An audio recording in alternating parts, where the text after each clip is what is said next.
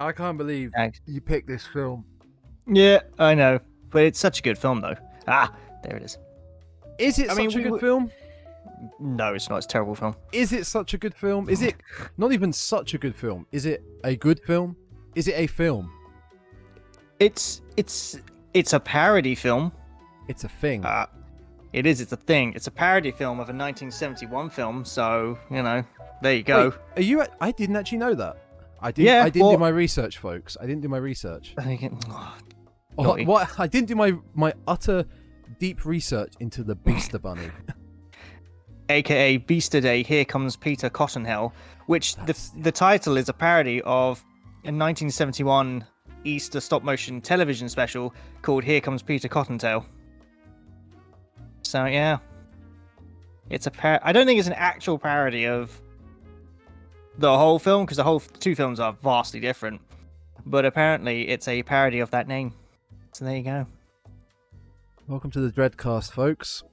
This is your, I would say, inaugural episode of one of us chooses a shit film off one of the subscription services.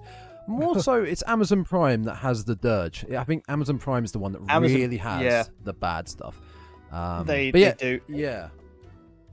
Thing is, when we were discussing doing this episode, I went on Google and I typed in the worst horror films on Amazon Prime, and probably about 90% of them were shark films. Clearly, Amazon has a thing for really bad shark films, and you could tell by some of the titles. I think the majority of what people would like out of these shitty monster films would be sharks. Probably. I mean, Sharknado was the first proper non-Jaws type film that, well, I mean, hopefully didn't take itself too seriously. But then non-asylum, non-sci-fi channel. Yeah. Yeah. So most of the shark films that came up, it was like, oh, 5-headed shark attack. It's like, oh, how do you stop a 5-headed shark attack? You get a 6-headed shark attack. Oh, you're like, oh god. Okay, here we go. Yeah, There's the ghost exorcism, the shark exorcism. Sorry. I have actually seen a whole review of Shark Exorcist. I know all about that film, and that is on par with the film we're going to be discussing today. Oh, okay. Well, there you go. So yes, welcome back to the Dreadcast, folks. Our second video review. Hi. Yes, hello. And look at T's massive head compared to my. There. Yeah, I'm very close to the camera. I'm in the second location. I can sit back. There you go. I'll sit back. There you go. That's better. I can't move the screen, because if I move the screen, my camera's going to cut out. You're filming on location. It's fine. I'm filming on location. Yeah. So yeah, welcome back to the Dreadcast. This is episode 19, 18. Oh, it's starting to get. Oh no, I'm starting to. Oh no. I think it's 19. I'm starting to lose track. It is. It's not. It's episode 18. Episode 18. We're close to 20. We are close to 20. Yeah. So yes, welcome back to Dreadcast, episode 19, folks. No, 18. I just said it. This is going to be a tough one. This is going to be a tough one because this film in question, as we said, The Beaster Bunny. AKA, to be fair, I think the title, is actually Beaster Day. Beaster Day. I don't think it's I think if you search for The Beaster Bunny, it comes up as well. But I believe it is Beaster Day, yeah. And when you do search for it, the artwork for the poster, nothing like what happens in the film. No. There is only one thing in the poster that does actually correlate to what happens in the film. And it's the scantily clad women on the poster. Because so many of them a lot of in this intentionally scantily clad women with no context behind it are murdered in this film. Yeah, the first half of this entire film is just female nudity just because they put that in the film, and it gets more and more progressively. They get more and more nude as they go on. Yeah, I think in my notes I wrote down, third sexy woman killed. Fourth sexy woman. We're now up to fifth sexy woman killed. But I don't know how we can't really do. It's hard. This is going to be so hard to do like a step-by-step review of this film. It's just. I think with this film, I think we'll just have to go through on. I mean, the plot for this is there's virtually no plot. And actually, I think I got about No. halfway through this film and I went, I still don't know what the plot is because there is none. And it's only, this film is only about an hour and 27. Yeah. And it got to the last, I think, 4 minutes, 3 or 4 minutes before they actually like, oh yeah, there's a giant killer bunny rabbit. Okay, let's do something about it. And you're like, the rest of the film, you're just sitting there watching it going, okay, he's killed something else. He's killed something else. Okay, all right, okay. Let's get to the point here. Come on. They don't even explain where the bunny comes from. No, they don't. But there's a couple of things with this film, right? So it's indie as you like.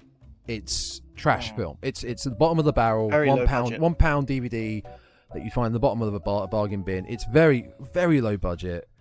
The acting is horrendous. The CGI isn't great. It's the bunny in question is a giant bunny, but it's like a puppet superimposed onto. I mean, the bunny's acting was pretty spot on. It did its job.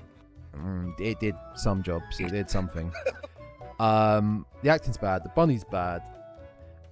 I will say a few nice things about this film. I was never bored because of how shitty it was. It's like that thing of you never want something to be, say, a 5 or 6 out of 10. You want it to be shit, or you want it to be amazing. Yeah. Same with video games. You know, you always want it to be trash or really good. You don't want it to be. That's a good 6 out of 10 because it's boring. Yeah. If it's midway, if it's a 5, if it's a 5 or a 6, that's kind of the middle ground where it's just a film. Yeah. And the problem with most meh films is, you're going into it going, I know I'm going to be bored. Because if it's a meh film, most people have sat there going, you could probably just pay attention to something else. Exactly. And I was captivated by the shitty bunny, the shitty acting, the shitty plot, the bad use of camera cuts. You would get maybe 12 camera cuts in the space of 4 seconds. There were a few camera cuts to certain things that you're like, all right. I mean, one of them was where I went, I don't know what I think even the filmmakers know. Yeah, we're making a film that's going to get like shredded in the reviews. Yeah. And one character particularly, the main, which we'll get into it a little bit. There were dog catchers in this film. Oh yeah, the main dog catcher, the main young guy who's a dog catcher, he's so determined. He loves doing his job. But Doug. Dude was trying. He was. Dude was bringing some character, some his character to life. He wasn't just. He reminded me of a slimmer, like the Adam Driver's younger brother. He's a bit Adam Driver. Yes. Yeah. You're right. Yeah. Doug was pretty good. You could tell he was like, he knew he was not in a big budget film, but he was like, I don't care. You know what? It's who said it? I think it was like one of the great actors was like, you can get cast in a shit film, but you can still be amazing in a shit film. Yeah. And Doug, the guy playing Doug, was like, he was doing that. Yeah, I agree. Yeah, that's about all I can think of. There's somewhat not pros against cons against this film, but yeah, they're the only points I can think of. Now, before we pick this film, because I said to you, right, you just go ahead and pick it, and you said, right, shark or bunny. That's the options you gave me? This wasn't my first film. I couldn't actually find the film I wanted. It was a bit annoying. What did you want? The first film I wanted, I think it was something called The Bunny Man.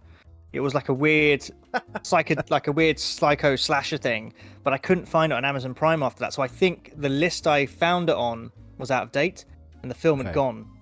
But then when I typed in literally B movie horror films on Amazon Prime, and this thing appeared, and I was like, well, this came across my radar a little while ago, so I went, yeah, let's just do that. Screw it. We should have done it at Easter. I think that's why I remember it, because we were looking for Easter ones. That was why. Yeah. A guy at work who is a massive horror fan as well, but he thrives on these films, these shitty films. Oh. I asked him, I said, right, don't even think about it, give me a shit film. Yeah. And when you do that to someone, their mind goes blank. The next day, he comes back to me, Zombievers.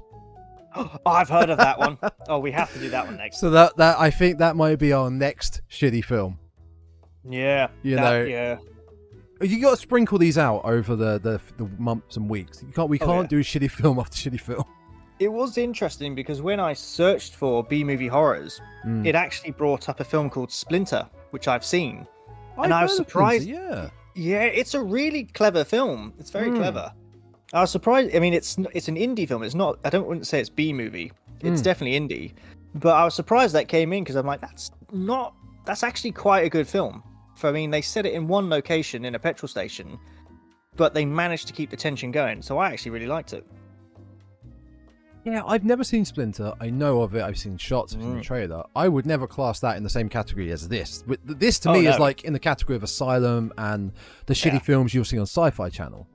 Like, I don't know, shot like mega dinosaur versus, like you said, 5-headed shark, like something versus something, or Freddy versus Jason. Robo Flamingo, or that's a great idea. Robo Flamingo. It rhymes. I was doing some work last night, and I went on it was for a script I was writing, and I was wanting to come up with like a new. It's based around like game shows. Yeah. And I was like, I'll get like a game show name title generator. This website I think was having an off day, or it was a bit high, because the first let me find it. There were 2 names it suggested to me out of all of the ones, and it was just fantastic. It was game name generator, and it said, this is your first name for your title of this game show you can make is obsessive compulsive drug dealing punishment. And I was like, okay, yeah, cool, I got it. So I literally just sat there clicking generate, looking at all the names, and one of the best ones that came up was the Spooky Platypus Bastards. And I sent it to a friend of mine who's another writer, and I was like, dude, we should make a film called Spooky Platypus Bastards, a horror comedy. And he went, yeah, let's do it. Right, Spooky sorted. Platypus Bastards. Yeah. What even would be the story? I don't know, but apparently that's what this thing came up with. So it's like, he was like, yeah, I'm down, let's do it. Platypus ghosts that just act like dicks? That's what I was thinking. I was like, we'll make them ghosts. They're not scary, they're just dicks. Yeah, and they just go around. It's like, I'm making toast, and this thing's like, ha, burnt your toast. You're like, oh, you spooky platypus bastard. Ah. It's just in the corner. Yeah, he's just sitting in the corner laughing. So, yeah, I mean, this film, The Beaster Bunny, Beaster Day, or Peter Rabbit, Cotton Hill, whatever we want to call it. Whatever it is. Very simple film. Yes. We have an unknown location with a giant rabbit attacking people. The main characters are basically this dog catchers. It's this company, dog and the dog catchers. That's about it. That's it. That is pretty much it. There's other like sub stories going on, but you don't really need to pay attention to them. What was the first note you took? Let's compare first notes. The first note I took was, oof, what a speech. The opening scene in the wedding. Yeah. Now, I love this actually opening scene because there was so many bits to point out of like, there's only 3 camera shots of this wedding. Yeah. One is focused on the bride and groom at the table. Yep. With 2 people behind them. One is focused on a close-up of the microphone, like on stage, and the minister. And another one is just one below the microphone. So in theory, there's 2 shots. One of the bride and groom and one of the person speaking on the mic. And then it's all filled with stock footage of weddings. It really is, yeah. There's a lot of that in this film. There's just stock footage. You're watching like, I've seen that before. Yeah. Even the audio like screams, I'm like, yeah, that's the Wilhelm scream. I've heard that before. And the background wedding stock audio. There's no one actually there in the set. There is like 5 people in this set. And the lighting is so bad you can just feel that there is no one here in this wedding. There's no sense of scale for this opening scene at this wedding. It's a great scene. It's the fact that this lad's father's got married again, and he's got to do the best man. I don't think he's the best man. He's got to do some sort of speech. Yeah. And he just lets off on his father. He's like, "Ah, Dad, yeah, you married someone 20 years younger than you. Yeah, she's my age. Woo, yeah." And he just rinses his dad. It's like, "Yeah, so you married my dad who's like a gold digger." It's like, "Yeah, Enjoy his wrinkly balls. Ha ha. And you just sit there going, this is really awkward. Even if there's no one there, this is just okay. And the camera just cuts from him on the microphone, like literally this. If that was the shot, my head and the microphone, to couple, the bride and groom, back to them, back to them, back to them. Oh, it does. That's it. And then he leaves. Yeah, he does. He pushes the guitar player out the way. Yeah. Yeah, the one person in the band. Yeah. He leaves. Now, I have a theory about the room they're in as well. The room they've used for this wedding. I think it's the room they've used later on in the film for the dog catcher. Probably is. I had a really cool note about a scene like near the end of the film where they do a really big, wide, like turning shot. And I replayed it a few times and went, that's a mistake. They didn't realize that, did they? You mean all the crew behind them? All the crew. Yeah. And then guaranteed they did that shot and then went, oh, shit. Or they didn't notice until they'd edit it. Everything was finished and they went, oh, we can't refilm this. Oh, bugger. It's like, well, it's in there now. Yeah. Yeah, the shot in question just pans around. You've got the sound mixer, you've probably got the director, you've got all this crew behind You've just got them. Extras in like dog catchers in the ride just sort of sitting there looking around. Oh, it's fantastic. So this opening wedding scene only lasts for like 5 minutes, and this dickhead son just leaves. And he's trying to hail a taxi in the woods. He's trying to hail a taxi. And the road's behind him. Road's behind him.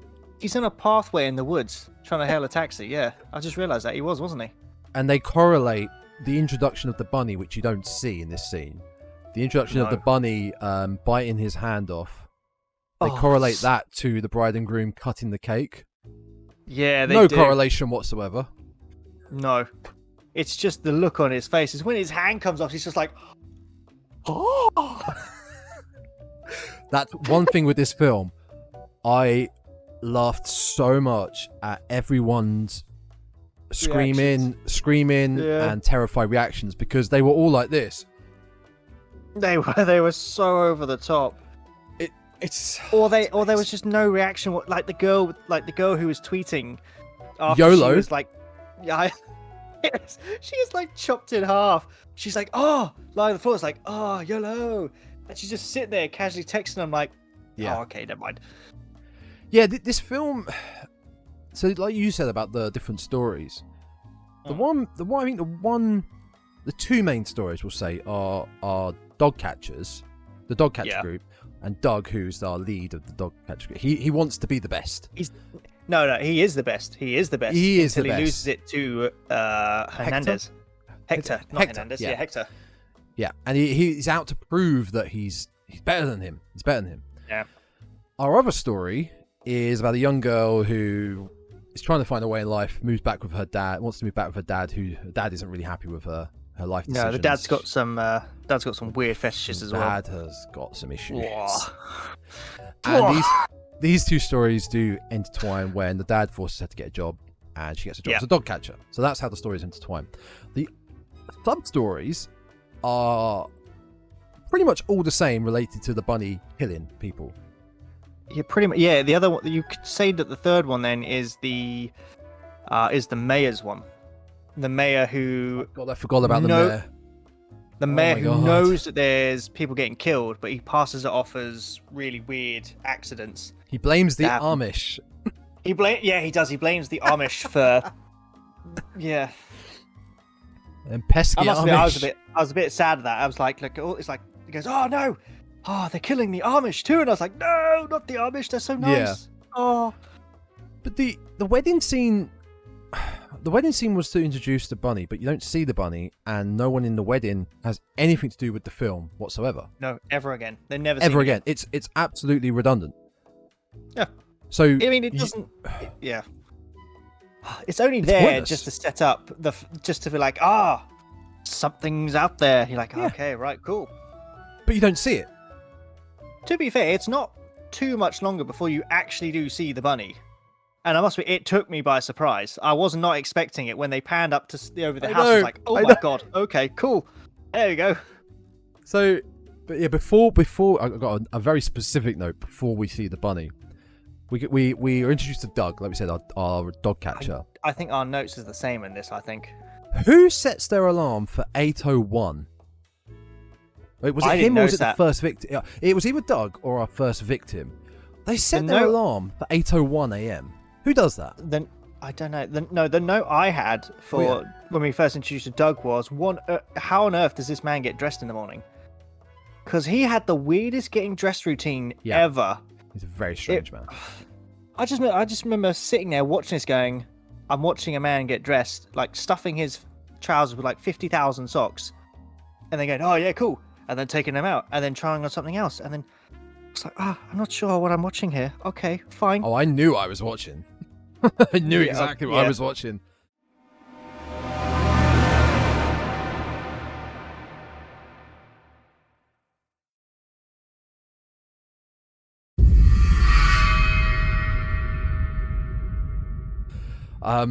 So yeah, the first time we see the bunny, we're introduced to who we think is probably another main character. This young woman waking up, making disgusting lemonade. Looks disgusting. Oh yeah, and she goes outside to drink it. It was just lemon and actual lemons and other stuff. It wasn't. It was red. I thought it was hair of the dog, because I thought that was like some sort of alcoholic drink. It looked very Pimsy to me. Yes, it did. Yeah, it did look like Pims. Yeah. I was like, she must have a problem if she's drinking this early in the morning. Yeah, 8:01 in the morning. So yeah, she makes this drink, goes sits on her porch, not wearing too much. No, this is victim number one. Now victim number one doesn't get. No, I take it back. She does. No, she doesn't. Victim number one doesn't have any clothes removed. Yes, yeah, you're right. She's one of the few. Victim 2 does, and then victim 3 loses all of her clothes. Victim 2. This film is one of the quintessential. The director is a creep. Yeah. The director is a creep and has made this film for reasons. I genuinely thought the guy who played the mayor was the director. He's not. I didn't think that, but now, I mean, it was, to be fair, it was during victim number 2's scene where she loses her top. Yeah. And there's a few camera cuts that just cut to her tits again and again. And that's the point where I was like, there is no plot to this film. I mean, let me read you the IMDb tags for this film. It's great. So I do like my IMDb here. We all know this. So, where is it? Have you also seen on IMDb what the director has also directed? Not yet, no. You should probably go do that after your tags. So these are the tags. The 3 main tags that keep appearing is female frontal nudity, female rear nudity, and just female nudity. Yes, those are all very correct. Pretty much for 49 odd minutes of this film, it's just ladies getting stripped by a giant bunny puppet. Why would those be degrees? Why would those be the priority tags for a film called The Beast Bunny? I mean, you know that. I think, to be fair, he probably hired some maybe adult actresses, because there is the scene with the boyfriend and the girl in the forest, and then when you find her, you're kind of like, not many actresses would probably pose like that. And also along with sorry folks, I know we're skipping back and forth, but we'll try to keep on track. It's impossible to really try and keep on track. There's at the mayor's residence in his pool, which is actually, I think, the scene at the mayor's residence where there is a full frontal nude woman just caressing herself down in the pool. I think that's a completely different shot scene from somewhere else, and they've just spliced it in. Well, that doesn't look like the same area. Remember, that is a fully frontal nude 17-year-old, as the mayor says. To which I was like, she was.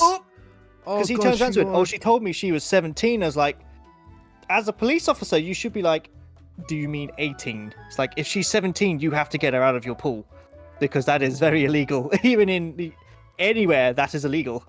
Also, the fact that this new 17-year-old is like covered in tattoos, so she's clearly not 17. Which she's just kind of suggests not 17. No, she's. So when I heard that, I was like, oh, okay, that's illegal. Okay, right, cool. I think maybe the script was supposed to say 18, and they accidentally put 17, perhaps. Yeah, because they're creeps. If I was a mayor and a 17-year-old went, I'm just going to go skinny dipping in your pool, I'd be like, no. Yeah.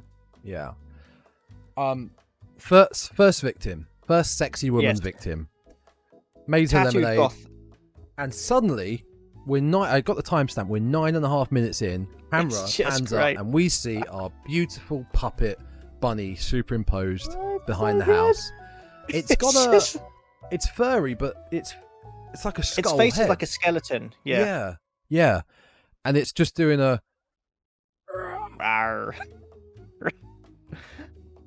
It's not even... It doesn't even like have any sounds to it. It's just looking down going... Yeah. That's right. She sees this, runs to the road, stops in the road, and does the... with some ADR screams over the top.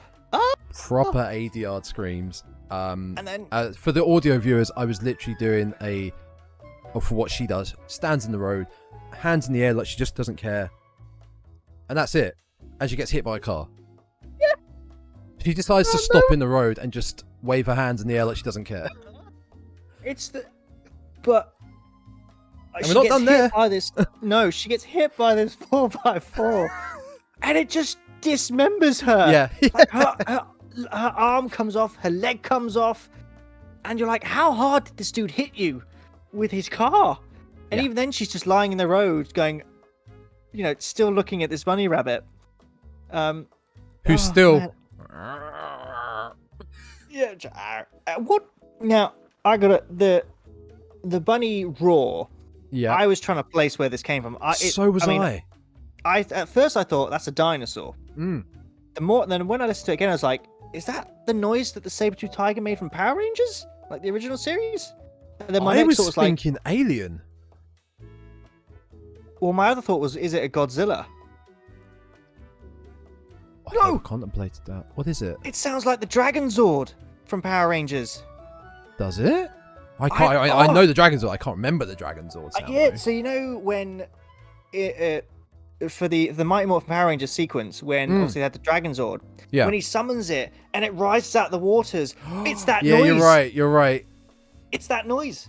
We need to confirm that after, though. We will confirm that afterwards. I swear, I think it's the Dragon Zord Actually, noise. no, we'll confirm it now. Hang on, folks. Whilst we're doing this, I shall continue with our review, which of course is the great thing about this is victim number 1, because they don't actually have in the IMDb credits. They don't actually have names. They're just called victim. I think one of them is Lemonade Victim somewhere. Yeah, no, she's called Lemonade Victim. Oh, is that the Lemonade? In the credits. Yes, Did you see the credits? Victim. Yeah. And this big like Easter bunny thing reaches down and manages to decapitate. I believe he decapitates her, but he knocks the. Is it the Dragon Zord noise? It is. Hang on. It was. Let me play it.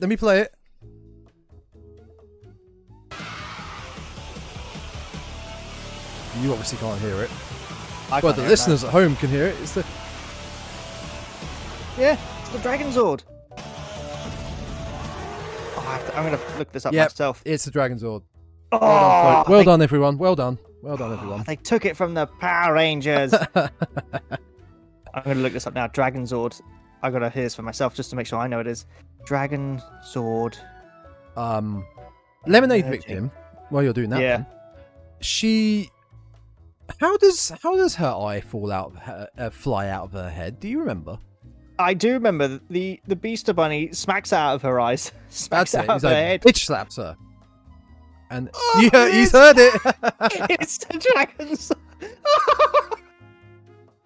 They've used the early 90s Power Rangers Dragon Zord soundbite for the Beaster Bunny. Oh, it's great.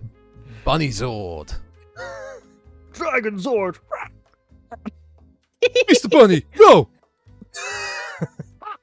That'd be amazing. Yeah. Just see it like combining with another one to just form like the Ultra Beaster Bunny Zord or something. Oh. So, Beaster Zord slaps her eyeball while she's on the floor, and her eyeball goes flying back into her house and lands in the rest of the lemonade, where her partner just walks in, casually do Honey. and drinks Honey. it, and it's just hanging there. That was pretty gross, actually. That was pretty gross. I must admit, I did find that funny. I thought that was kind of funny. Eyeball just hanging out of his mouth. It's just. So that was. This is only like 10 minutes into this film. Yeah. Now, this film, like I said, the first 49 minutes of it is it's pretty much just the bunny killing people. So if you're looking for a plot in the first half, there is none. There's just none exists.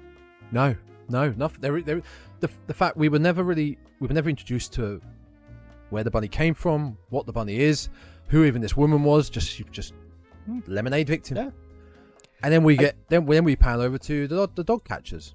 Oh, no. Because before this, we had the lady the actress who's coming home, and she just before she calls her father. Oh, yes, her father's in the kitchen with the wife cooking the bacon. Like, she cooks him a full cooked meal just so he can smell it. Now, remember this, viewers, because this is very important. This will come back in a later scene. It's very important. Crucial plot, this is. And I remember this because she's on the phone to him, and this removal guy is just walking out with her stuff and going, and just dropping it on the floor. She's like, oh, yeah. These clearly empty cardboard boxes. Yeah. She watches him be super rough with her stuff. Yeah. And then it's great because he brings out this little nude statue thing. I don't know where it's from. It's never referenced again, is it? It's like this naked goblin thing. The porcelain one. He drops it. It lands on the cardboard. It doesn't smash, but you hear that classic noise like, and she looks and goes, hey, that's my stuff. He's like, yeah, okay. You have 15 minutes to leave. And then walks off. It's emotionless, just completely emotionless. Oh yeah. And as someone who works in removals, we take care with our stuff when we move you. Yes, and because if we don't, we have to pay a lot of money. Yeah, exactly. They have to. But whatever. Why are we trying to reason with this film? I don't know. And that scene itself is shot just against a brick wall. Like, there's nothing else around it. It's very guerrilla style of. Don't turn off camera. It's very guerrilla style of filming. You can tell. Oh yeah, they got that done in one or two takes, maybe one take. It's how, especially there's a scene near the end where Doug is running through some streets, and you can tell they were like, right, there's no cars, go.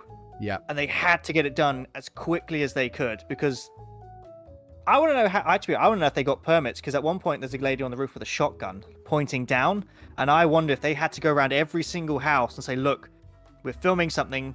Don't call the cops. Do not be alarmed. I would say so because he was clear as day. Because there. Yeah. And I will tell you this from experience. All right. If you don't tell the neighbors in the local area what you're filming, they will get properly pissed. Because I went to do a film like 2018, 2017. It was an indie film and we were filming it in London and I was playing a police officer. It was like part of a zombie film type thing that was going on. And this was before my character was killed and became a zombie. And I had to yell at one of the main characters to stop. Now, this was in London, and this was a school day. This was like Thursday night, Wednesday or Thursday night. It was like 9:30, 10 o'clock at night. Yeah. And I was dressed. I looked like an actual police officer. And I was yelling in the middle of this rough estate for someone to stop because the police were here. And I kid you not, so many people started looking out of their windows down at us. And we actually had one lady coming out and she was like, what? She properly had a go at us. And the director was like, oh, I talked to someone. She said she told you. And they were like, no, they didn't. I've got kids at her. And it started kicking off. And I was like, the guy was like, okay, well, look, we'll get the shots quickly. We'll go. And I went up to him and went, I am dressed as a police officer screaming at the top of my lungs to stop in the middle of a council estate. I'm like, mate, I'm going home because if we don't stop, we're going to get either attacked or the real cops are going to show up. Yeah, you can't mess around with things like that. Tips for any filmmakers doing indie stuff, either film it away from people or make sure they're aware that what you're doing. As well as, I knew some people that had that problem at like comic conventions. If you're dressed and your guns aren't like your fake guns aren't orange tip to show like they're maybe the airsoft guns or you're in a lot of trouble. Well, I know that I don't know when it changed, but a few years ago, when you go to Comic-Con, obviously, for some reason, you always have like the people selling the weapons, not like replica weapons, just weapons. Yeah. And they used to let you take them home.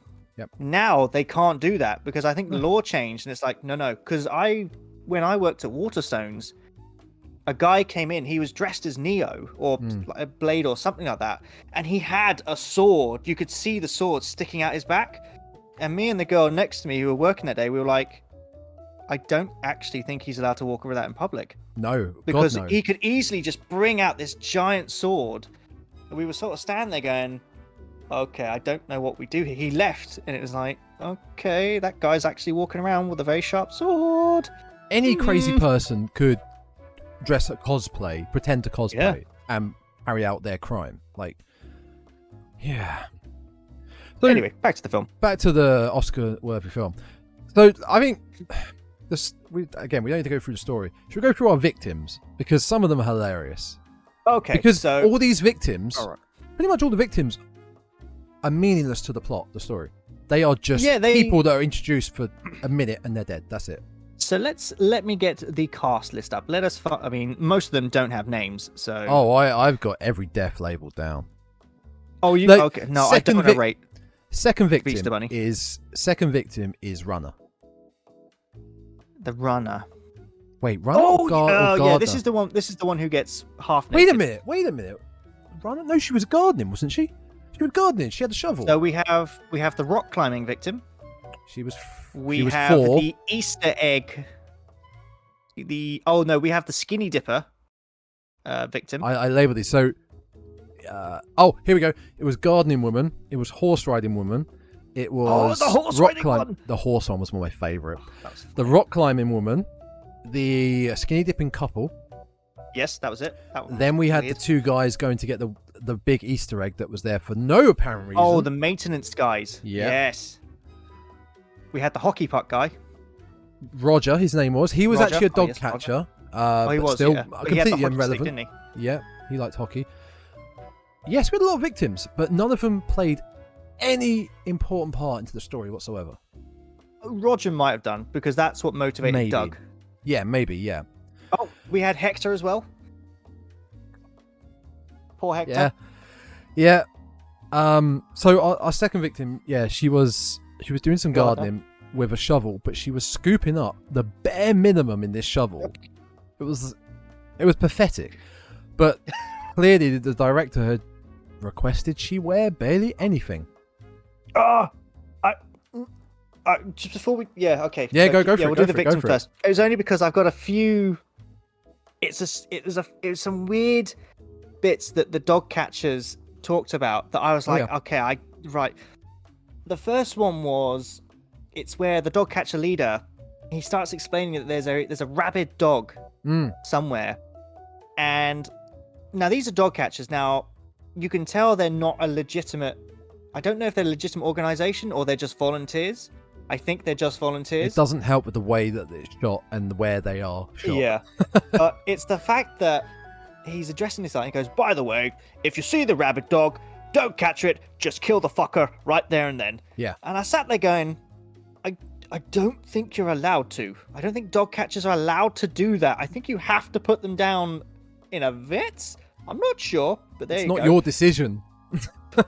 It's the fact that Doug's sitting there going, now tell me, what's the size of the dog? What's its colour? What's it like? How's it big? How's big its teeth? How rabid is it? You're sitting there going, damn, Doug, it's a rabid dog. It'll be frothing at the mouth. You'll see it. You're okay. And it's when they give out the awards and Doug doesn't get his 8th in a row title. Yeah. Poor Doug. He sits there and he goes, I'll have to go back to my old job. So many glory holes. And I was like, dude, it's like, look, we don't judge here at the Dreadcast, but it's like, that does not sound good. Let's just stick it out as a dog catcher, Doug. Yeah. It's like, you're better at being a dog catcher than whatever you got up to. Yeah, you don't need to be the best, just stick it out as a dog catcher. Oh, God, it was funny. Yeah, they're dog catchers, not dog killers. Yeah, that's that's kind of why I was sitting there thinking, I don't think you can kill the rabid dog, but all right, never mind. I mean, the rabid dog is never seen, at all, so it's clearly it's still out there. Rabid rabies infecting people. I don't think was a single dog scene in this film. No, they talk about dogs a lot, especially Shih Tzus, which Doug seems to have a he doesn't like weird them. thing against. Yeah, he does not like Shih them. Tzus. No. But back to our victim number 2, God, who has the victim number 2. carrot infestation. Yes, she has massive other things as well. Massive carrot infestation, massive breasts, as we see, because the director is a creep and wanted to focus on them. Because, as you mentioned earlier, so the bunny appears, as per usual. There's no reason. The bunny appears. We also, one thing, we also don't know where the hell this is taking place. It's in the same location. And we also find out from the mayor, which you don't know, all this takes place over a span of a few days. You have no idea. There is never a sunset or sunrise. There's never nighttime. It's just... I thought it was the same day. Now, this woman... The bunny apparently swipes at her, but only rips off her top. Oh, yeah. He's clearly got very good shirt. The director moves the camera from here specifically to here. Yes. And to listeners, I'm talking from the head to chest. And it's a good 2 seconds. The camera is just focused on her breasts. Yeah, it does not move. No reason. No. He's a creep. He's got to be a creep. It's when she starts running. I mean, she runs for like 5 minutes of just topless running. But the camera every now and then will just cut to the top of her chest running around. Yeah. And you're watching it going, I get it. She's a half-naked lady with massive knockers. Okay, cool. Should we move on?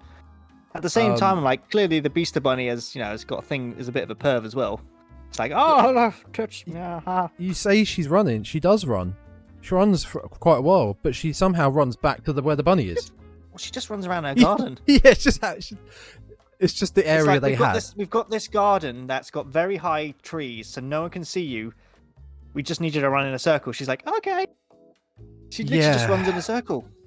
All the while, this 50-foot bunny is just sitting there going, all right, yeah, okay. How does she eventually die? Does she get decapitated? I mean, it's not important. No. I want to say I think she probably does. A lot of them get decapitated. Yeah. I'm gonna check. Really not important. Are you watching it? No, I've also typed in Beast Today Udity, which is not what I wanted to type in. Udity. Yeah, I spelled it without an N. Oh my god, Jesus Christ. One thing I also noted about this victim, and we're still only on the second victim, she doesn't scream when she stands. Again, another victim that just stands there and goes, oh, hands in the air. She doesn't scream, she sort of shouts. She's like, I'm also doing this right in front of a front room window. I probably should not. She doesn't scream, she just shouts. And then she dies. Yeah. Oh, it decapitates her. There we go. I'm on a website called Celebrity Movie Archive, which tells us how she dies. So there you go. She literally runs around completely topless. She then gives us numerous looks whilst her boobs bounce around wildly. She then runs through the forest again. Finally, she escapes, stands there topless as anything, as she intentionally shakes and jiggles her tits, giving us a close-up look of them before she's decapitated. Is that what is written on that website? That is what is written on that breakdown of that scene. God. I have the other deaths in that page as well, so I will go through them as we do the victims. Right. Okay, perfect.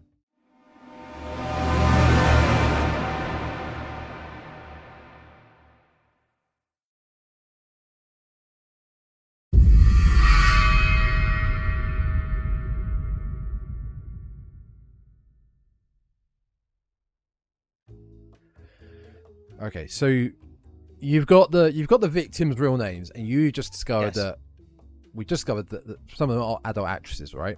Yeah.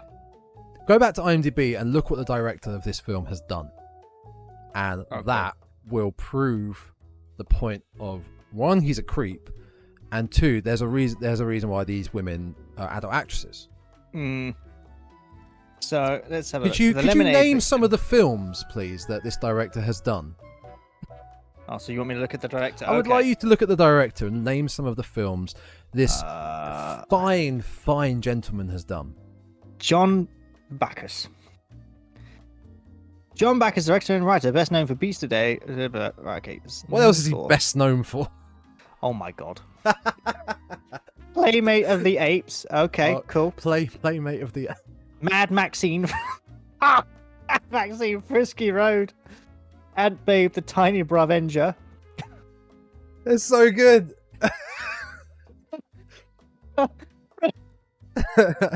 Revenger's Age of Voltron. As Sophie Ortega. What? It's not Jen Ortega. Oh! It's not Jen Ortega. So I think this guy's got different pseudonyms. Oh, really? So he did Beast Today, Here Comes Peter Cottontail as the Sin brothers. And then he's done Three's Chris as Zachary Winstonsig. Oh, yes, the production was the Snig or Snig brothers. Yes. Yeah. Oh, my God. Yeah, he's an interesting character, isn't he, the director? Okay. He's been around for a while, 1988. Yeah. His first film he directed was The Heaping Bouncy Breast That Smothered a Midget. Okay. Right, cool. Right, folks, next week on the Dreadcast, we will be doing... Okay, let's move on. So, victim number 3, shall we? This was actually my favourite. The woman on the horse. I think I laughed the hardest on this one. Did we skip over the couple, though? Were they not next? No, they weren't next. They weren't next. I think they were. Were they? Are you sure? Hang on, where's my notes? I'm...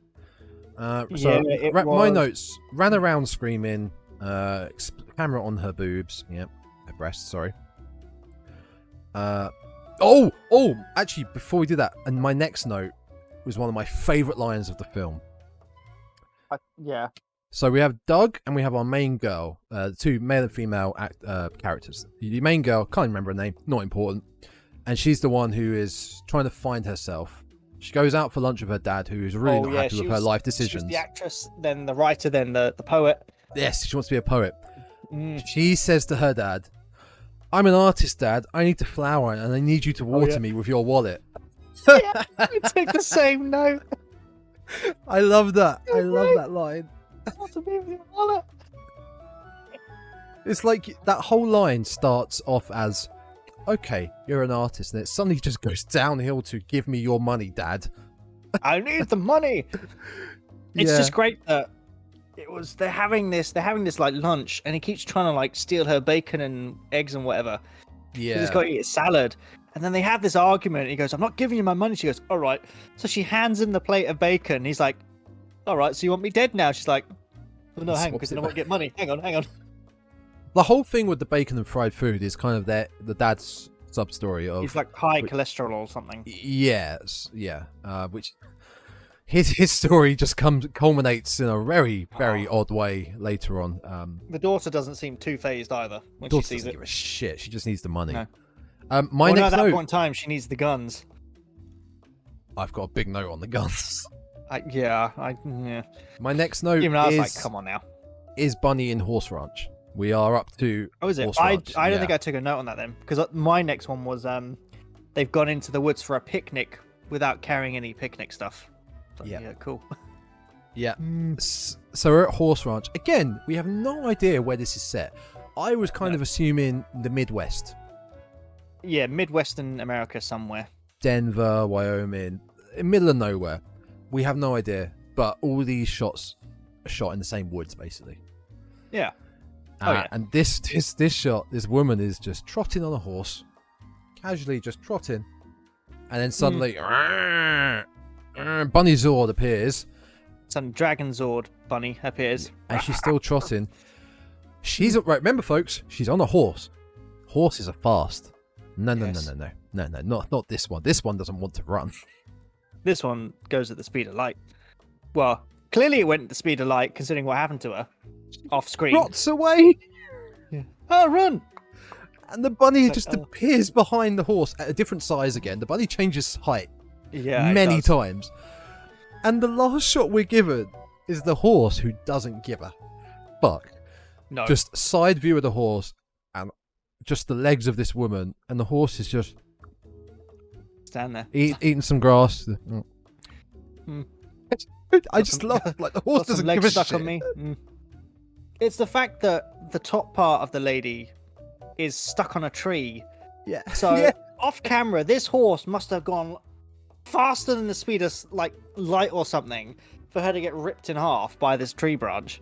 Imagine something And then it, like Red Dead Redemption, the game, the Yes. world, like a glitch in that game where you're on a horse and suddenly the horse just flips out and goes up the tree. yeah. Oh, it's so yeah. What was my exact note here was I think I put a note that the Beaster Bunny was a friend to the horses because it's clearly it's like, oh, there's the horse. It's like, no, I'm good. He's eating. I'm gonna leave him alone. they're working together. They're in cahoots. Yeah. It's like, he's just trots along. He's like, oh, look, the bunny's back. Oh, I got a victim for you. Here you go. My note here: Bunny in horse ranch, moving slowly. Woman trotting, suddenly next to bunny. Doesn't run away. Instantly cut in half. Horse doesn't give a shit. That was my note on that whole scene. Yep. Oh, dear. And I still think we're like 20 minutes into this film. Yeah. I gotta admit, I kept checking the time on this film because I'm like, oh my god, it is just going so slowly. Yeah. It was, and even when it got into the second half, I was sitting and watching it Saturday morning, just thinking, I gotta go. I got places to be. And I'm like, oh come on. I love that you watched it Saturday morning. Yeah. I wanted to watch Uncharted, but no. I was like, no, I have to watch this. It's at this point, I think we're introduced to the mayor. To be fair, the mayor, there was a glitch with the audio that I had. There's a lot of Yeah, I glitches with the noticed audio. it. It was, where was it? I think it was it was Doug. Doug's talking it's when Doug and Hector have the argument about the statue, and he breaks the statue. Yeah, He breaks the little thumbs up thing. And there's a bit where the camera pans out and he's talking, but you can hear the hall. You can hear the big echo, and then You can hear the gain of edited the one. mic. Yeah. And I was like, to be fair, the audio glitches out hard throughout this film. There are bits where it goes up and down. But you can also, especially when the bunny's in the shot, you can see where they've spliced together all of the pictures, because there's always a black bar underneath the little image of him. Got that note. If you look closely at one of his hands, you can see the string that's being tugged to move his hands up. It's great. Little puppeteer.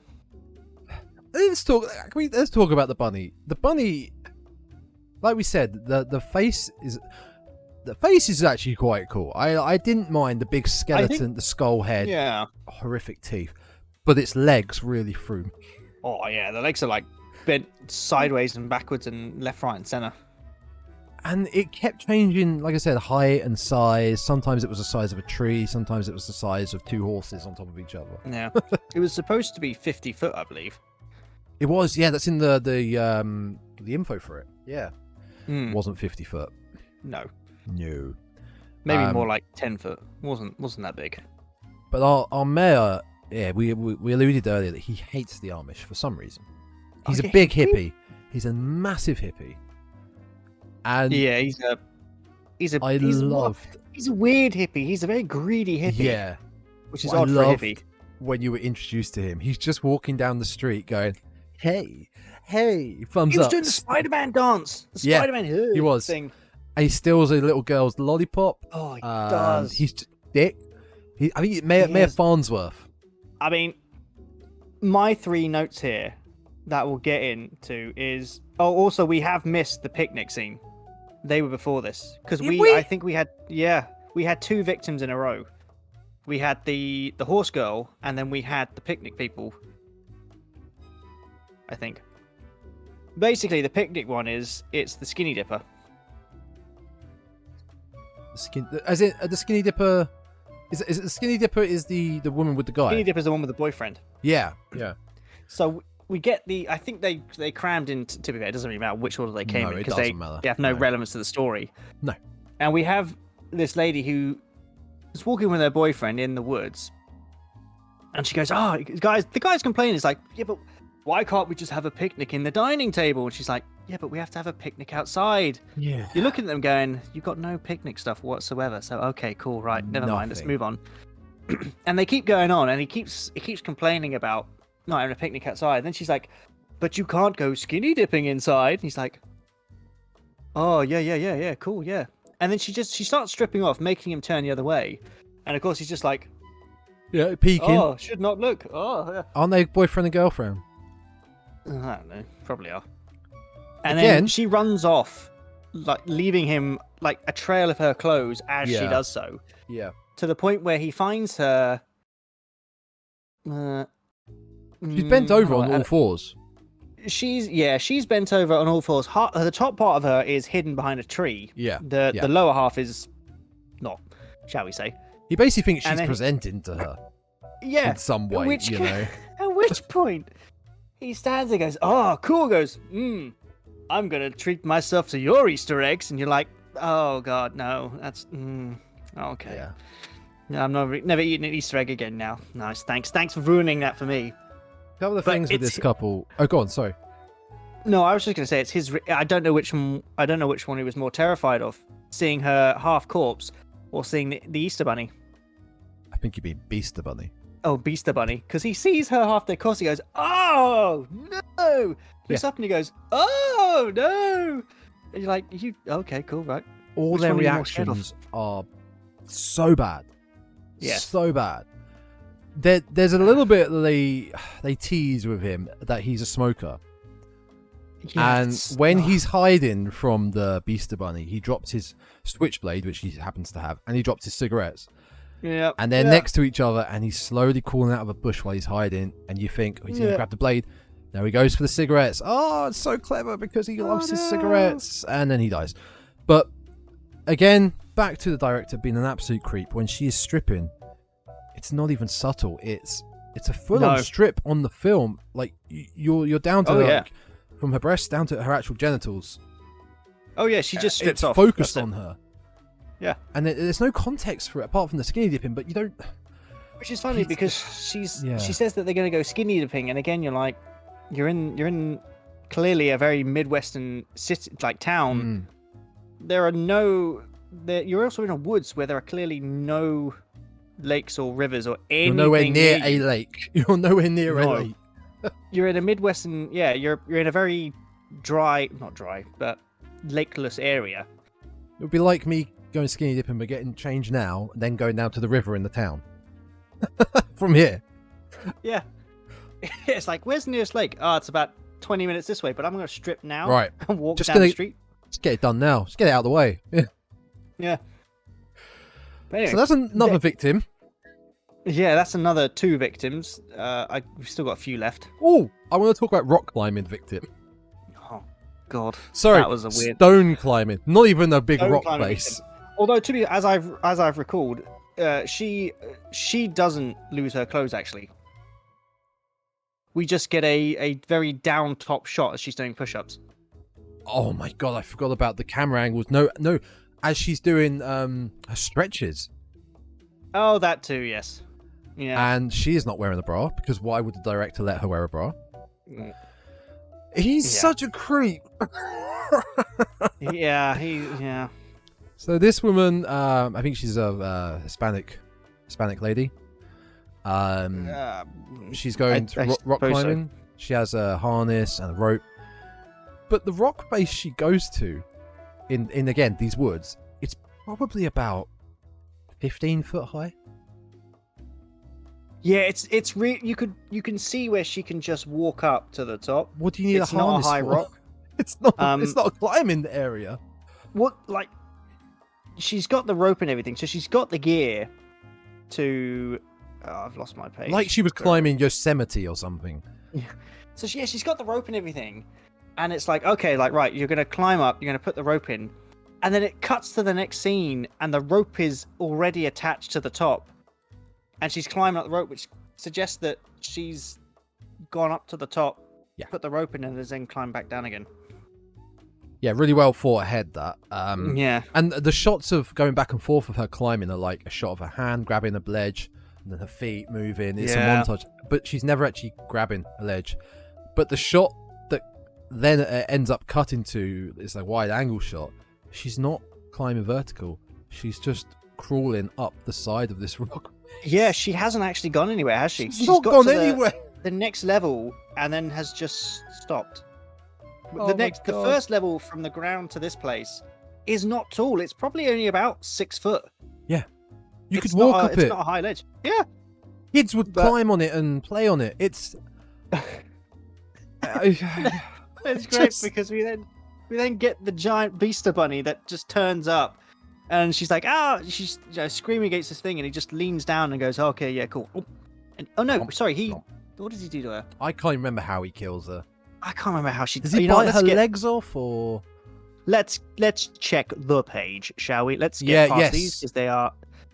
So Jasmine Floors, wearing a very tight purple tank top. It is with very hard nipples. Yep. Yeah, because the director's a bit weird. Yeah. Does a lot of time stretching and warming up, giving us a look down her top as she does push-ups and numerous close-ups of her nipples. Before she's seen from below, bending over. Yeah, I remember that. Why would you do push-ups before you go and climbing? I don't know. You're going to wear your arms out. It's really daft. It doesn't actually say how she dies.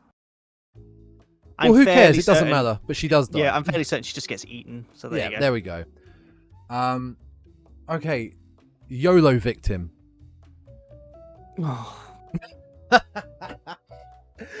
So this another young lady, follow the pattern.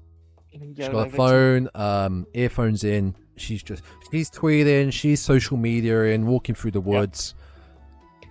Casually steps over some other dead body, not even caring.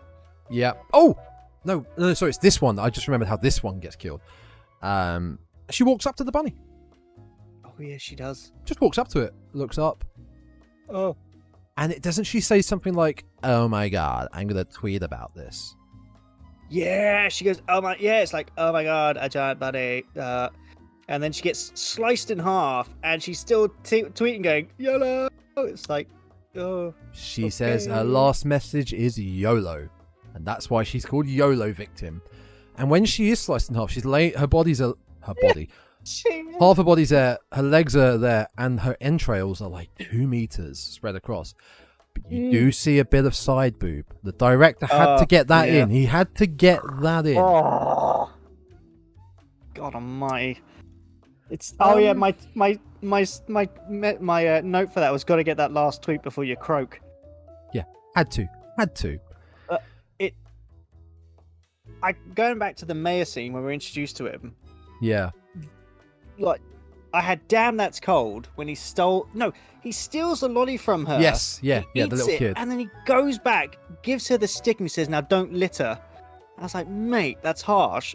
And even when he's having a chat with the lady about the stop signs, he's like, "I don't care, you go do it." And you hear like the cars crashing behind him. And he's like, "Oh, okay."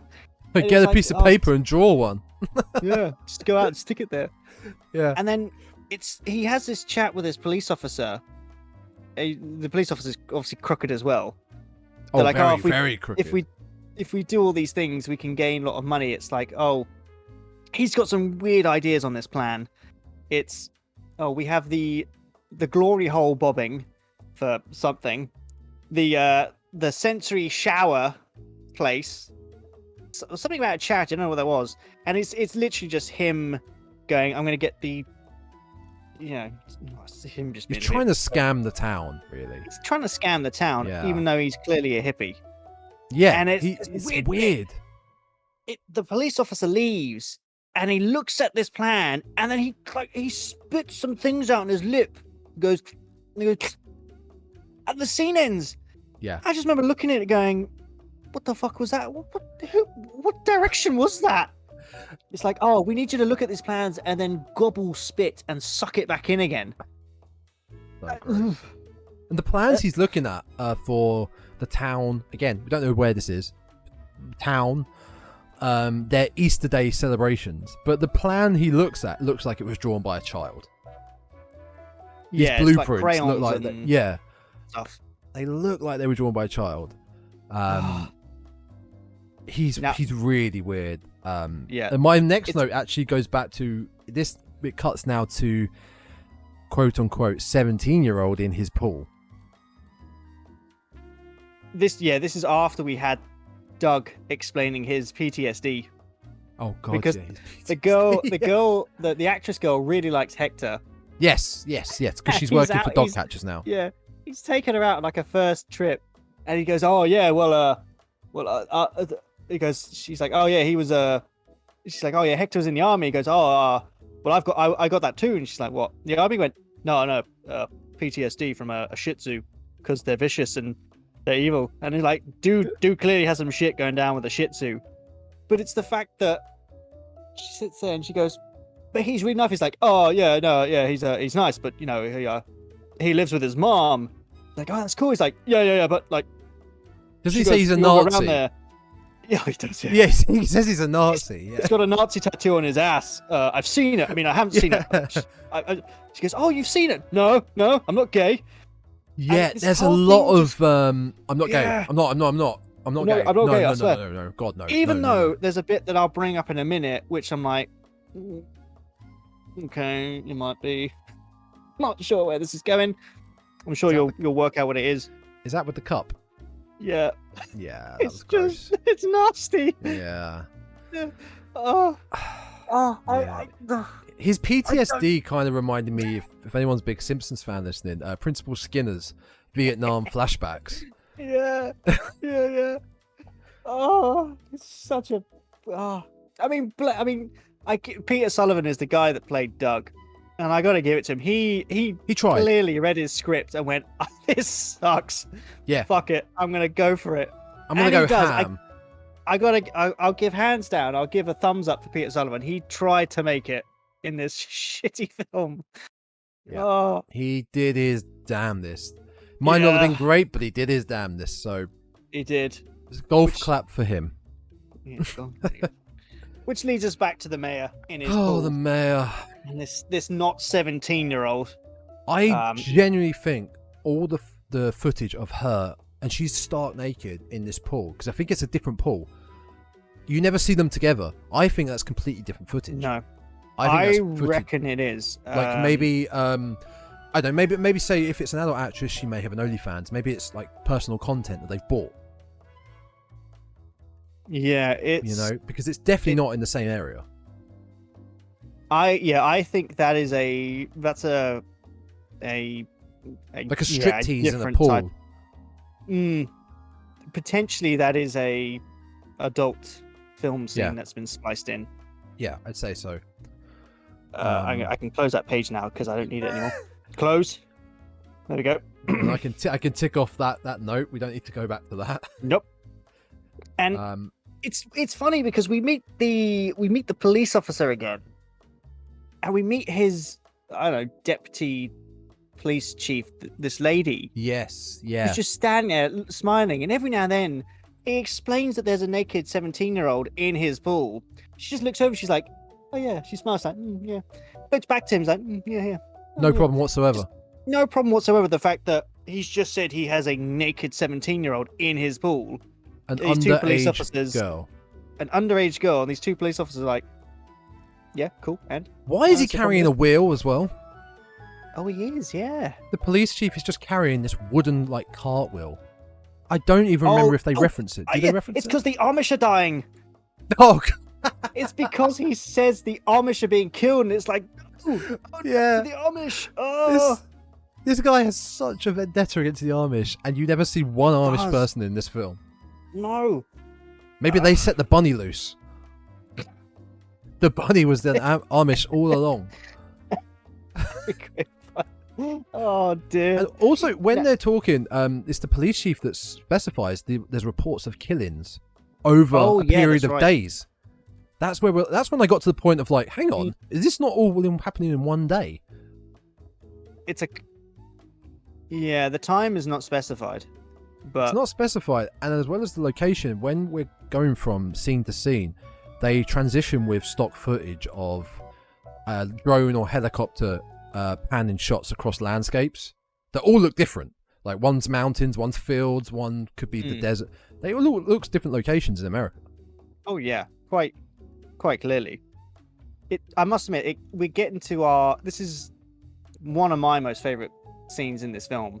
Oh yeah, is the dog catchers believe it's a pack of wild wolves. that are now roaming around this area, killing people. So the dog catcher, leader goes, right, got to send our most trusty person. So they send over. Who do they send? They send over Roger to do it. Roger, yes. Roger. And he goes after he goes after the bunny. Doesn't find it, but he's got a really cool hockey stick net type thing. Yeah. And he's chasing it, and then it comes across him, and it finds him. And I can't remember what happens is, I think he realizes he has to run away from it. So he runs away into a football field, at which point he gets to the middle, he stands his ground and goes, nah! He gets into his war pose. He goes, come on then, let's do this. Kicks him. Yeah. He gets all ready. And this beast of just drop kicks him into the goal. Yeah. At which point Roger gets up and goes, oh, all right then. As it just takes his leg off. He's just lying on the floor going, oh no, let's do this. There's nothing to it.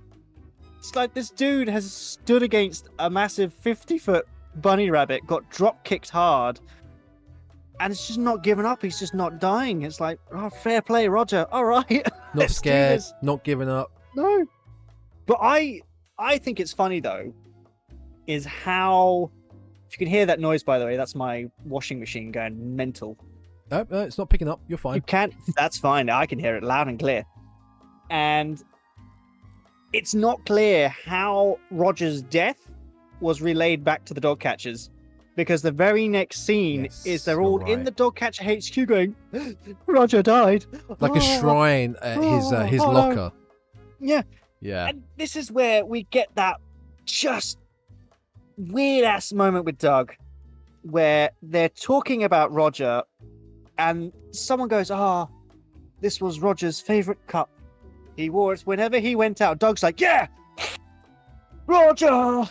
Yeah, yeah. You watch it going, really man. Weird. Oh. Really weird. And it's the fact that he takes it and he just carries his cup around with him. And then attaches it to himself. Attaches it to his own. Yeah. In memory of Roger. Man. Yeah. Did you notice when the scene with Roger? So Roger is standing by this, it's like a people carrier, like a family car. Oh yes, that's that right. car. Yeah. I noticed. I started spotting that car in a lot more scenes. I think it was. Did you? It's like a crew car, and also that field is seen a lot more. And I am thinking that's the crew car. They use that field. They use those woods. That is the location of half of this film. Probably is. I would say. Yeah, I think I wrote down here, clearly filmed predominantly around this one park. Same car, soccer pitch, spotted. Yeah. It's obviously, it's an independent, it's an indie B movie film. They most likely had a set amount of days they could do this in, probably a weekend. Yeah. And just like, we'll get this done and be done with it. But we're introduced to, there's a group of people interviewing the mayor, the journalists, and they're talking about... Yes. They come across I guess the Beast of Bunny's killed a load of people. And there's a scene where it's a head that's lying on the floor. It's completely skinned. And all these body parts are skinned. And my note here was the bunny literally pinheaded this bloke by just peeling him to pieces. And the more you watch this, the more you're kind of like, okay, this Beast of Bunny is slowly getting more and more sadistic as it goes on. It's not content to eat them now. It's like, no. I'm gonna flay you alive. Skin this head. You could tell that they were cheap prosthetics. They were cheap, clearly. Fake body parts. They were probably a fake pinhead. Yeah. Prop. Is it this point where the mayor's getting interviewed, like you said, why the body parts, and he blames it on? What's he? It's not wolves. He tries to say it's not anything to do with a bunny rabbit, despite the fact there's a giant Easter egg, a bunny Easter egg next to them. And the mayor's like, it's just a prop. It's just a prop for their Easter Day festival. Yeah, and the journalist's like, okay, yeah, cool. It's just a prop. Yeah. No worries. It leads into the weird flashback scene with Doug's out with actress lady. Do you not remember this? Doug. Wait, Doug, is now it Doug is, has? is it his imagination where they're having a picnic together and stuff? They're eating a banana.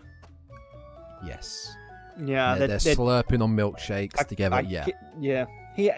Doug's in love with the actress lady. She doesn't care about him. She just prefers Hector. And he has a flashback scene to her of them drinking milkshakes, and then pretty much double deep throating a banana. And is something going off in your? Is there an alarm going off? Washing machine. Yeah, that's got a nice little jingle. I heard that. It's a Samsung washing machine. It does a jingle when it's finished. That's cool. I like that. That's fine. It is nice. I'm surprised that picked up, but the low rumbling it was didn't. Yeah, but so they're the two of the in his imagination. They're deep throating a banana, which again I didn't expect to see in a film. No, a horror film. And it's great because the actress lady walks away and sits down to read a book. She's got these headphones in. She just reads this book, and the bunny comes up behind her, sort of looks down, and does nothing. Like, oh. And I was like, oh, it's good. It's like the Beaster Bunny. It's like he sees her reading, and he's sitting there going, "I'm not going to harm you. You're reading. Well done. Literature. Well done. Keep going." It's only when she notices him that she gets up and bolts it, and he sits and goes, "Okay, right, gotta chase you now. That's fine." He seemed more scared though at that point when she finds a severed a body part than the Beaster Bunny. Her reaction seemed more. That's what I noted down. Yeah. Main young girl gets spooked by severed foot and the bunny, but only states the foot that she was scared of. But that's it. She runs back to the car where Doug is. Not and many she people drives. are scared of this bunny rabbit, though. No, I've noticed in this film. She runs back to the car where Doug is, which is in this car park at the soccer pitch, and she states she only states that she saw this foot that she was scared of. She never mentions there's a 50-foot giant bunny. Gets in the car and drives off as she's stealing his car. She just steals his car. Yeah. A lot of people in this film are not scared of this bunny rabbit, which they should be, because the maintenance guys who come next. Oh. They're just talking about random added stuff.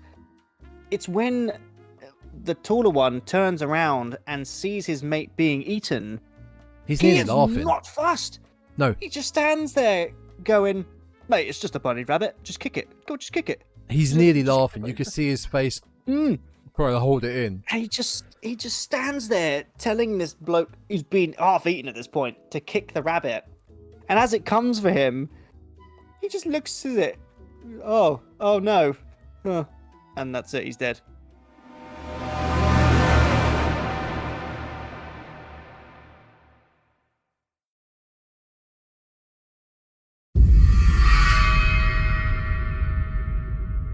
My next notes about Hector being killed. Hector, our top dog catcher.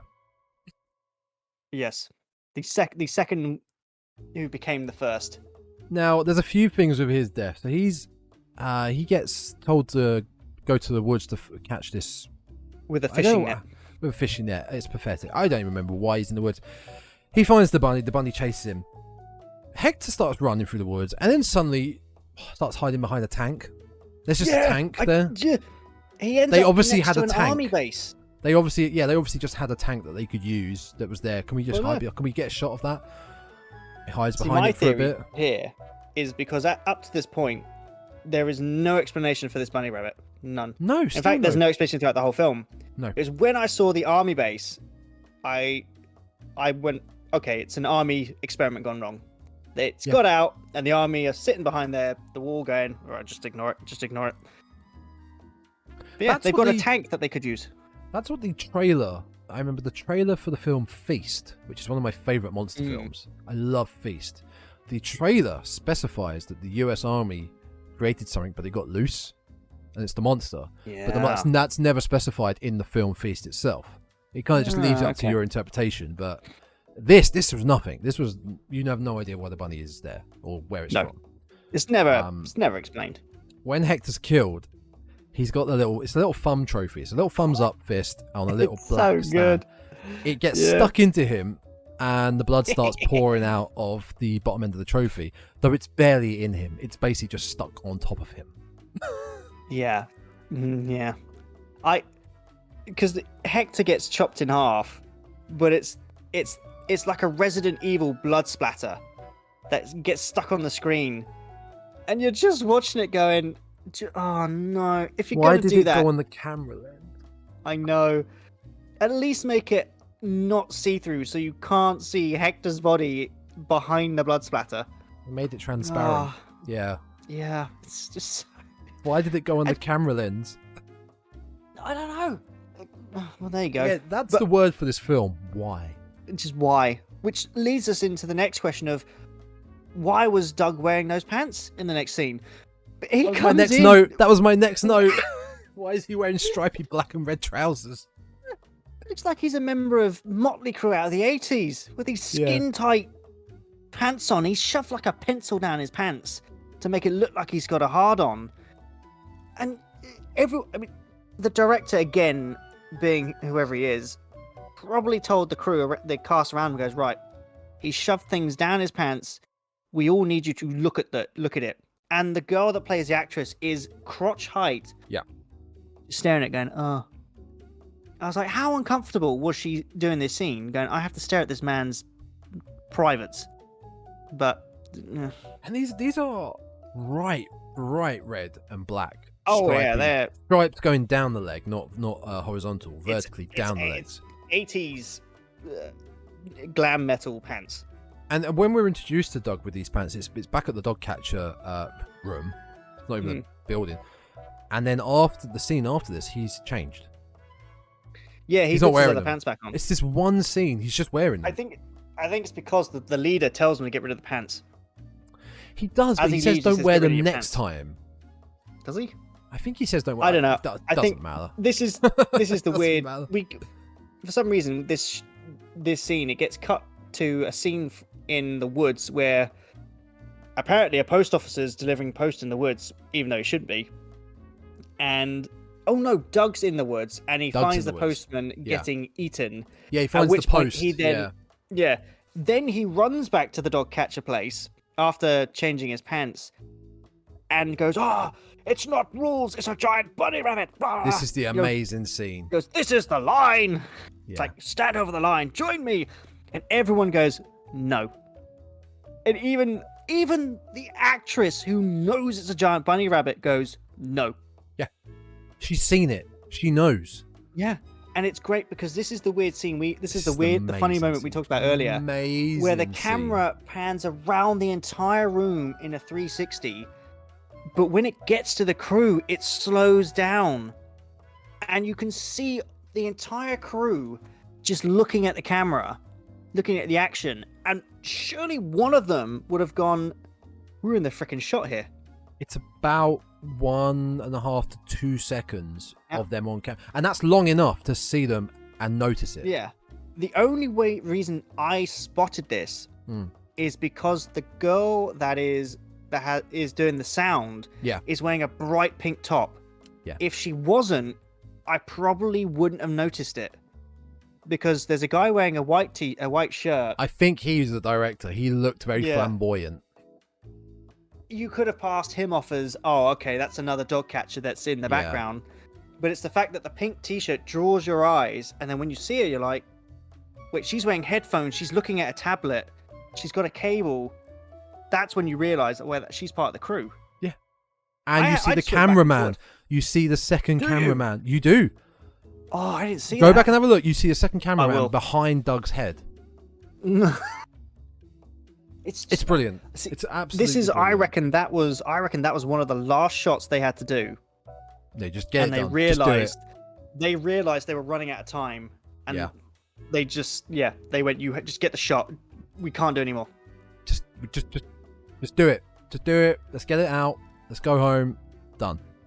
So this is well over halfway. This is when we're near the end. Yeah, and by this point in time, there's only about 5 or 6 minutes left of this film. So they cram in so much stuff into this last 5 or 6 minutes because they have to wrap this story up. Yeah. And What story? It's really well, there's no story. There's no story.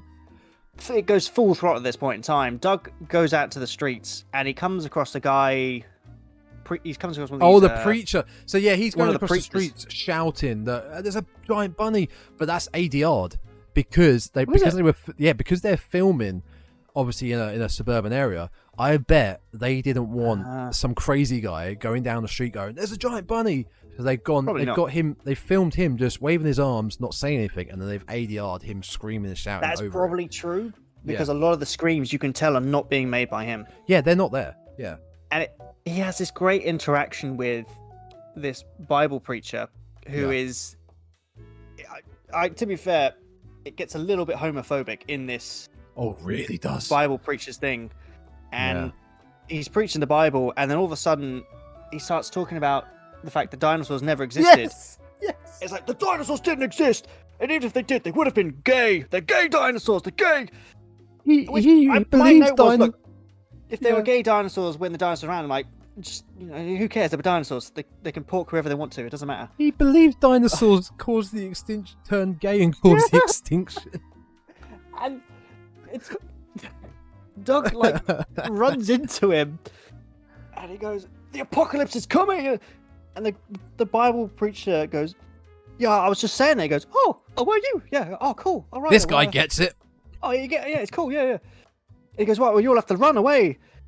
And the crowd just sit there going, "No, not run away." He goes, "Oh, look, gay people kissing," and they all get up and they all bolt away. And I'm like, man, this director is a little bit. Yeah, that's quite homophobic there.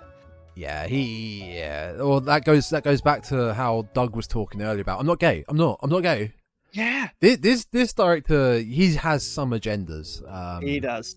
Yeah. And Doug is tackled by the police at this point in time, and he's placed in. It's not just the police; it's the preacher, the head of the dog catchers, and the police. They were just there. He gets rugby tackled, and he gets put in a straitjacket and locked in some abandoned cell outside a town.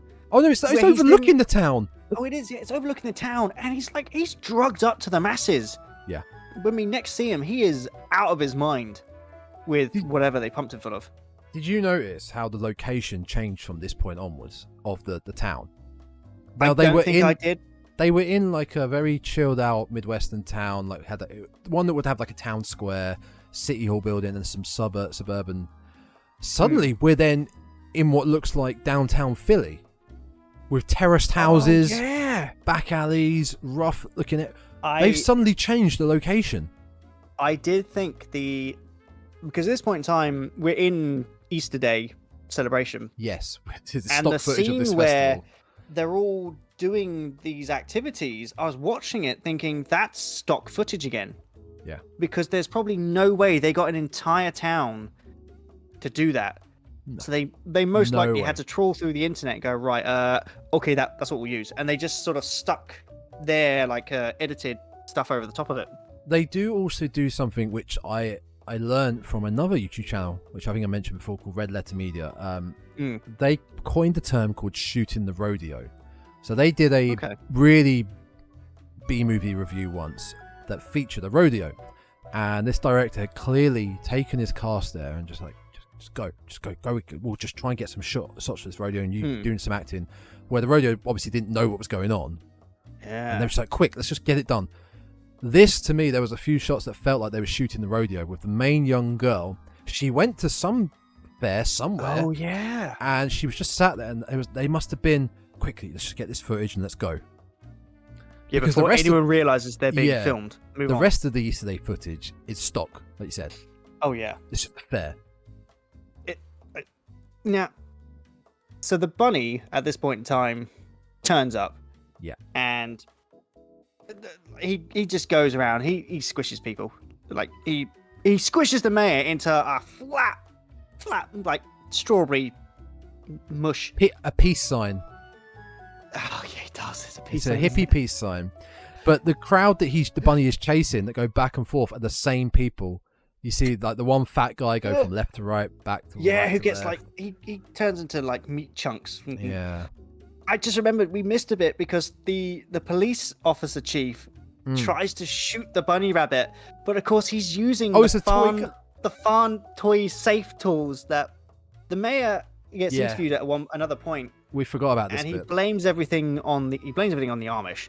Yeah. And then he blames everything on the fact it's all tool-related accidents, where he's got a picture of a guy who's been severed in half, and he goes, "Oh yeah, that's clearly done by a rake. Have you never seen how much damage a rake can do? It's the man's been cut in half." He goes, "It's all right.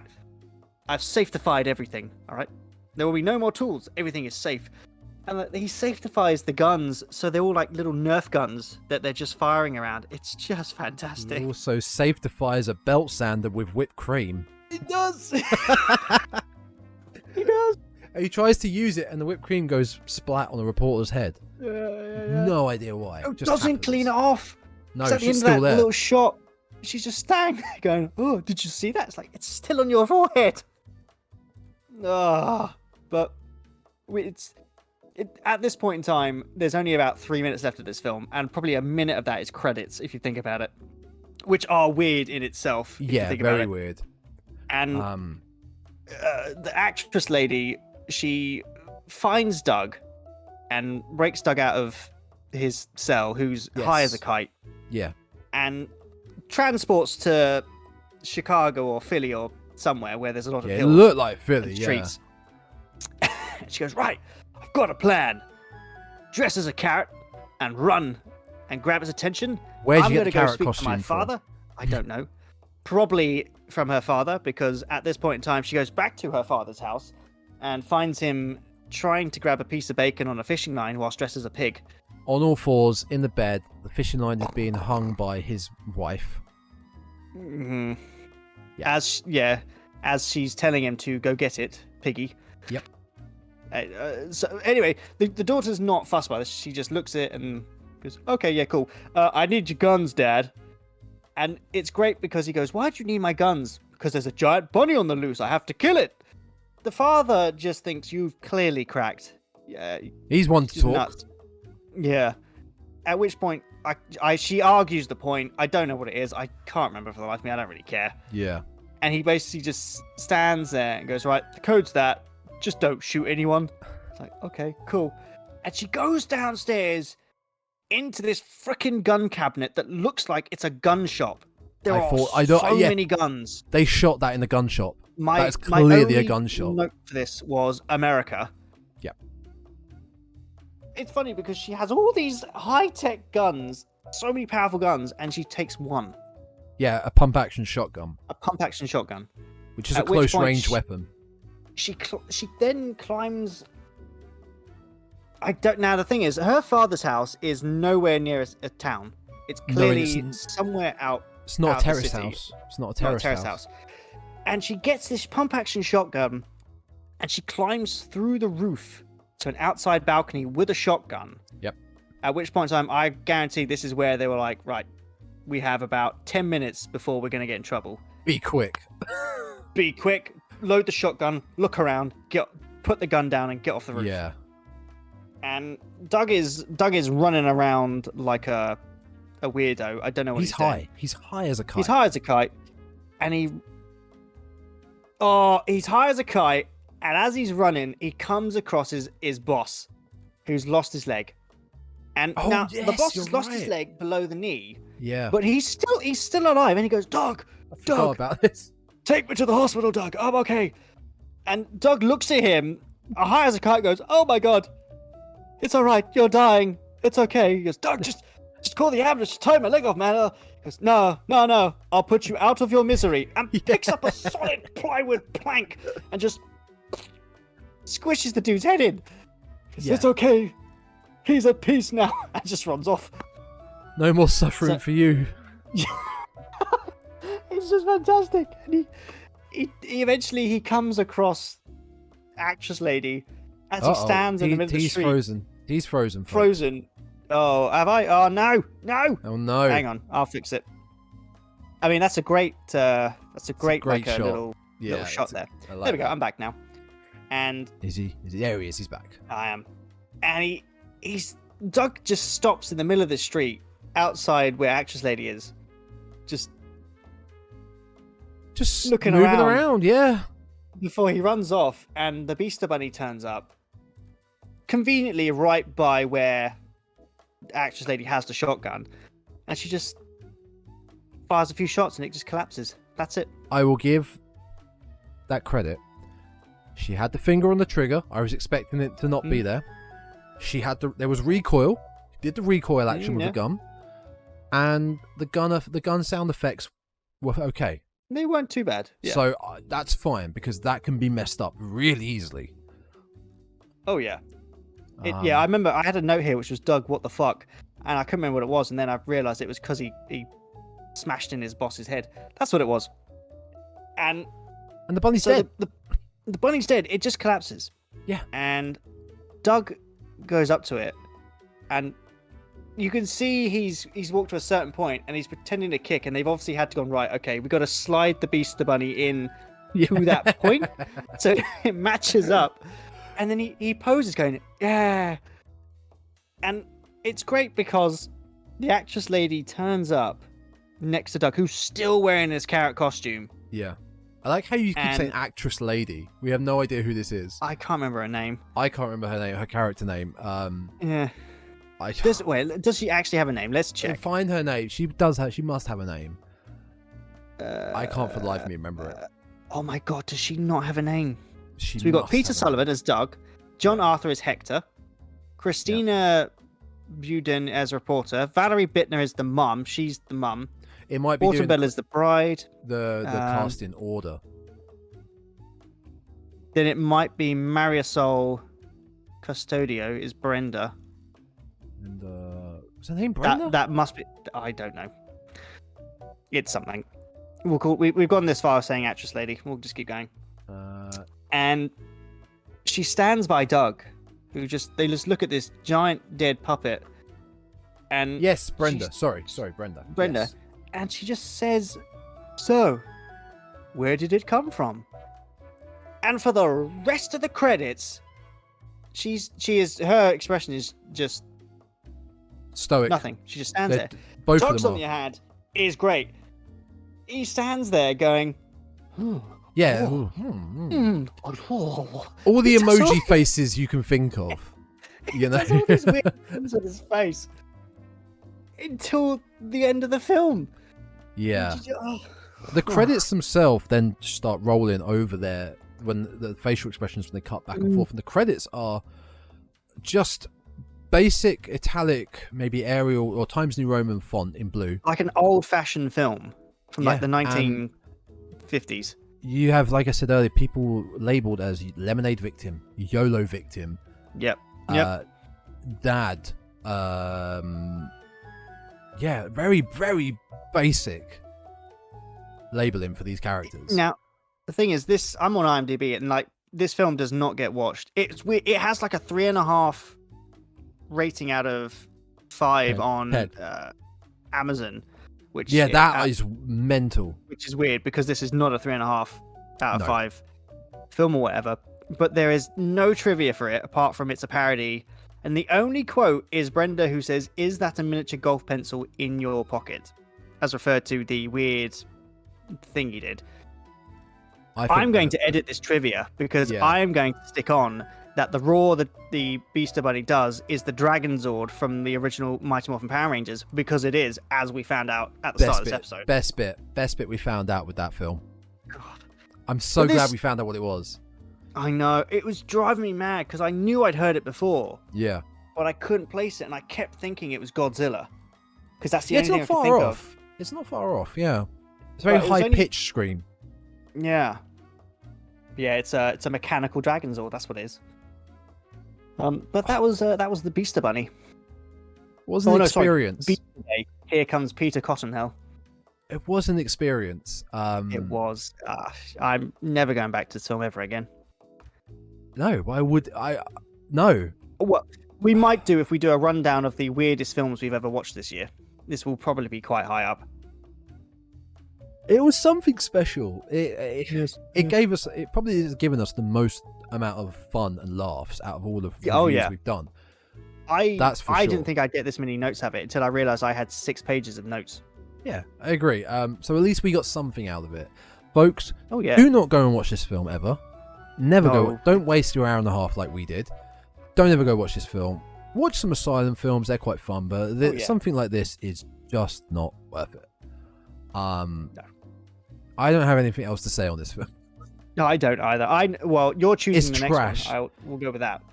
The next shit film. Yes, I can. Yeah. I will do that. Yeah, well, but that's going to Okay, be in cool. a while. We've got to Yeah, get we're not back to doing it some straight good away. stuff.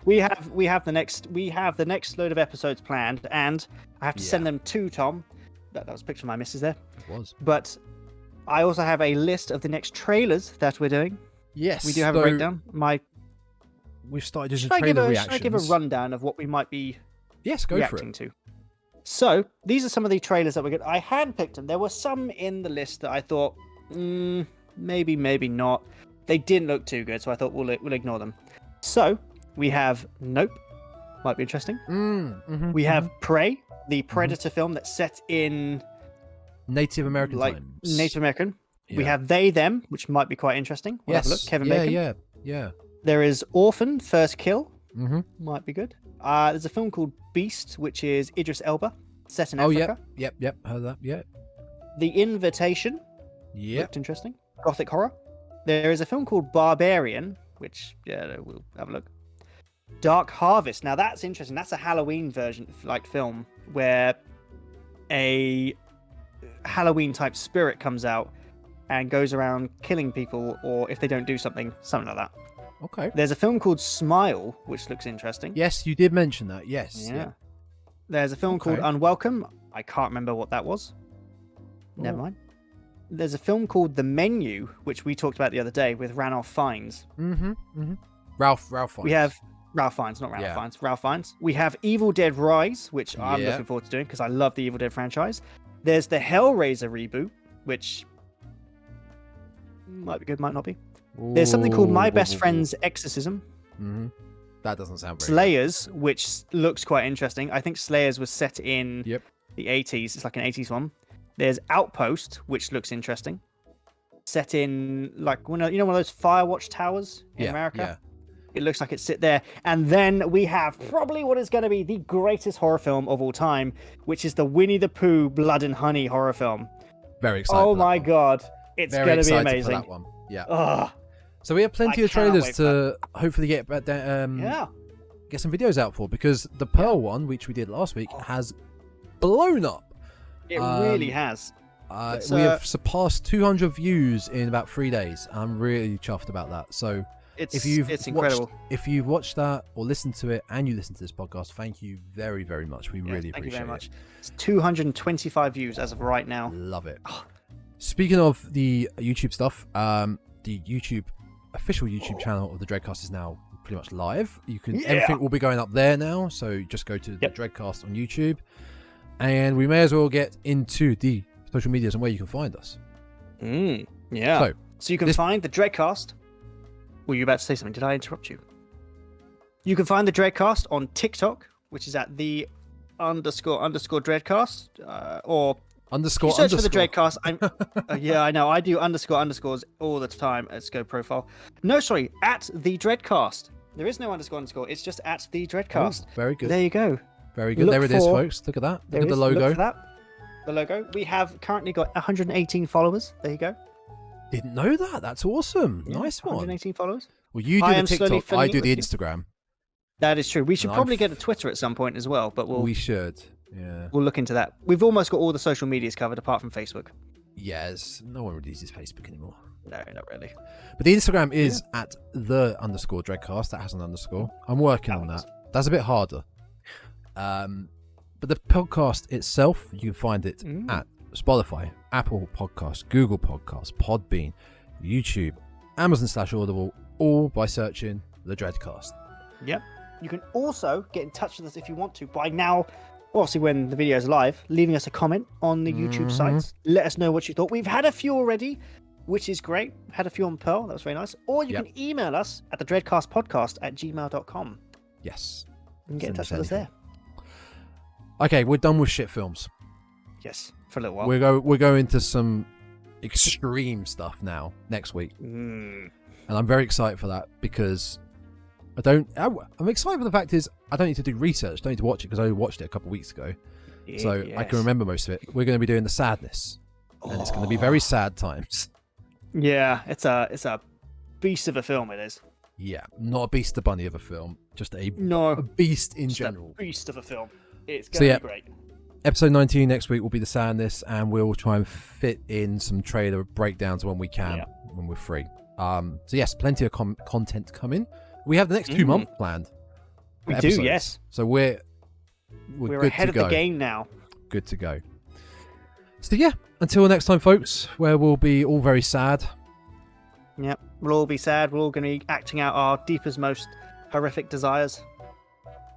Stay creepy.